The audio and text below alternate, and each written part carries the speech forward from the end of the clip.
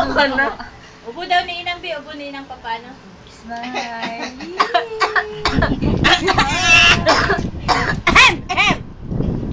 Ubo daw ni Inang. Wala sound. Walang sound. Sugo na. Papakain ko, hindi naman ko. Nakatingin sa camera. Nakatingin.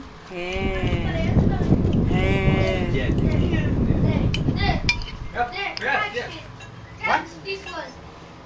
Touch. That's this one. Kasi Paolo, pagka kinatawag ko sa telepono, English ang usapan namin eh. Talaga. Big pinadalawa na ka. Sige na. Pero ka na. Ayan na mag-show. Hello, hello. Dito ba si Paolo? Gumagano na. Pogi eh. Bye-bye. Napansin mo na ganyan. Sa computer. Bakit? Paano mo tita? Hinawa ko yun. Nakatingnan mo. Yung meron tayong movements na muscle na hindi natin napapansin. Nakahabol yun. Nakahabol yun. Bata pa si Paul. Paano yung ubo ni Inang?